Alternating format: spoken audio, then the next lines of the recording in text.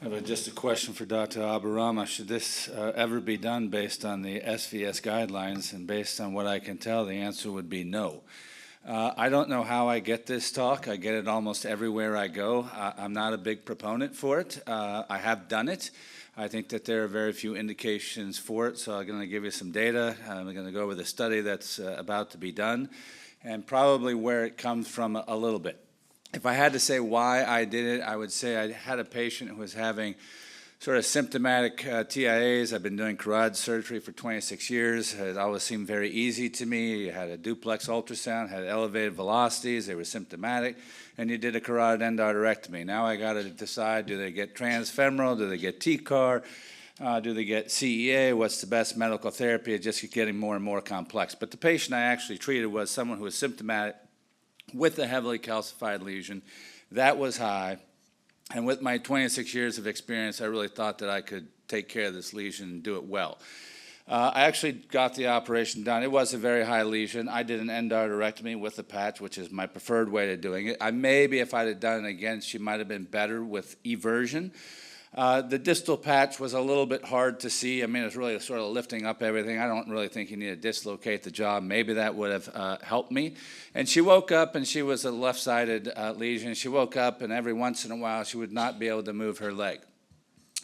We have a tendency not to re-explore the lesions. We just call it code stroke and took it to the CT scanner. And the CT scanner looked like she had just a little bit of stuff in the M1, but I actually thought that she had a little bit of stenosis at my very distal patch. I didn't feel that I could go back in there and actually get it repaired because I had such a hard time repairing it the first time. So I called my neurointerventional radiologist. They went up there and they said, yeah, we don't think there's anything that's embolized, but we think it's stenotic, so they stented it. And I thought to myself, if I'd have done this again, maybe I should have just done a TCAR with lithotripsy, and maybe she would have done okay. And so I've done a couple of those, and that's really where it comes from. We know that if you take a look at Roadster 1, 2, and 3, TCAR results are actually very good. They've not gone head-to-head with CEA, but overall the results are pretty good, and those who have done it, I think, would say it works pretty well. Patients go home earlier, there's less cranial nerve injuries, and overall I think patients like it. I would say that a lot of my partners are probably doing 70% TCAR and 30% CEA. I still am probably about 70% CEA and about 30% TCAR. And again, you can sort of see here the results are fairly equivalent again, but the patients, I think, do a little bit better with TCAR. So what is Shockwave or IVL? There is another device coming out that's seismic. Their balloons are basically, though, 4, 6, and 8 centimeters. So still, we don't have balloons that are very good for doing IVL in the carotid territory. But it's a balloon that delivers acoustic pressure waves. It selectively fractures superficial and deep calcium. It's low pressure inflation, so it reduces barotrauma and improves vessel compliance before stent deployment. And the concept is really plaque modification rather than high pressure dilatation. Why IVL and calcified carotid artery stent lesions? Well, circumferential calcium limits balloon and stent expansion. You get increased embolic risk with aggressive dilatation. You get poor stent apposition, which increases your restenosis risk. IVL may expand carotid stent eligibility in high-risk CEA patients, of which I think there are actually very few, but there are some. And I think this is especially relevant for calcium that's greater than 270 degrees or greater than 3 millimeters thick calcium. What's the early clinical experience and evidence? It's not much. There is a little bit. There's about 19 patient series with 100% technical success with less than 30% residual stenosis. You got a couple dual center cohorts with a total of 17 procedures with median residual stenosis 27%, no ipsilateral strokes at 30 days, and major adverse event rate was actually quite high, though at 6 to 7%.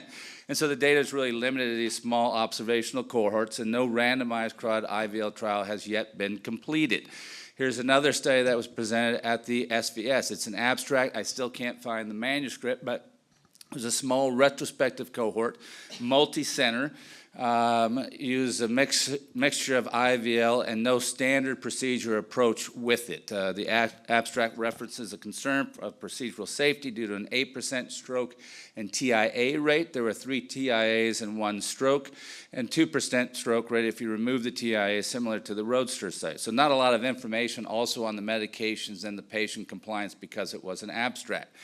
Now, what's the technical strategy? First of all, I think you have to have careful CT evaluation of the calcific burden. You have to have strong embolic protection strategy. And I do think that flow reversal, if you're going to use IVL, is probably the best one to use. I have not done IVL in the transfemoral approach, although I do transfemoral. I just don't like the fact that most of these devices are over the wire for the appropriate size balloon. You can use, they do have a rapid exchange IVL, but the maximum size of that balloon is only 4 millimeters, so it might be a little bit small, and it's only 12 millimeters in length. You have to have adequate guide support before you shock the delivery. Again, low pressure inflation here, I think, is the key. Monitor for hypertension and bradycardia. It's off-label in the carotid circulation. There's, again, limited long-term durability data with it. The crossing profile of these devices may also limit its use in critical stenosis, so you may have to pre-dilate the lesion just to get to the balloon up there. Again, this is my preferred choice for carotid stenosis, but as I stated, I do think that there's some anatomy that prohibits CEA and also calcium, which prohibits really the endovascular approach, whether it's TCAR or transfemoral carotid artery stenting. So what's the reason for using IVL? If you take a look at IVL in any other vascular bed, what you notice is it's actually very, very safe. So it doesn't matter if you're in the legs or in the coronaries, both of which it's approved for, but the results overall are quite safe. So here are a couple of my cases. So I've done 6 in my career. My group has actually done 20 with actually overall good results. Maybe I should publish it, but I just sort of feel like it's just going to add to the same thing, and I don't really want to push people to do these. I think it should be very limited until we have a study. So pretty heavily calcified lesion. I can't remember why I thought this patient wasn't a good candidate for CEA, other than maybe it was a little bit high of a lesion. Procedural time was 42 minutes. The patient actually did well. He was monitored on the floor. He was actually discharged home the very next day, just like you would any sort of standard TCAR lesion. But you can see here we actually captured some pretty heavily calcified lesions when we did the procedure. Here's another one. I think this one was maybe a redo. It was also high. It was a long-term redo. I didn't really feel like I wanted to do a redo in a high lesion. That ICA looks like it gets pretty high. It was a male smoker. This ICA was greater than 95%. He was not having any symptoms, but I thought his degree of stenosis warranted a intervention. This is the CT scan, so the arteriogram didn't look as bad as what it actually does on the CT scan. Again, you can sort of see just how high that lesion goes. And again, a very nice result with the TCAR. But again, this is the one area where when we look at the flow reversal, we actually look like we capture a fair amount in the flow reversal. Just another paper from Maz and Fote's group and Dr. Gable, where they actually had pretty good results as well back in 2021.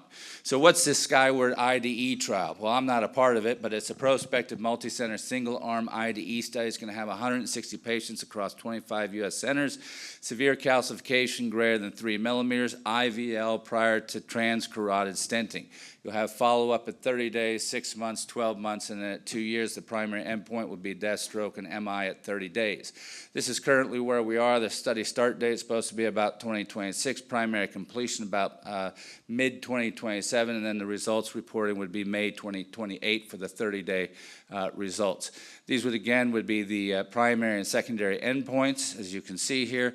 And again, in my opinion, I think TCAR is safe and effective procedure based on data from various trials, as review of our own VQI data would suggest. I do think it sort of speeds up the procedure. It decreases pain, decreases bleeding complications, reduces cranial nerve injuries, and there's a minimum exposure of staff and patients to radiation with it.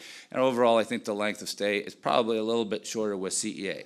What will the SKYWARD give us the answer? It's going to be the first structured prospective IVL evaluation. It will provide hard neurologic and cardiac endpoints. It will define deliverability and device success metrics. It's not randomized, so there will be no direct comparison versus CEA or carotid artery stenting. It may establish safety foundation for future randomized controlled trial, and the results are currently pending with nothing published yet. Thank you very much.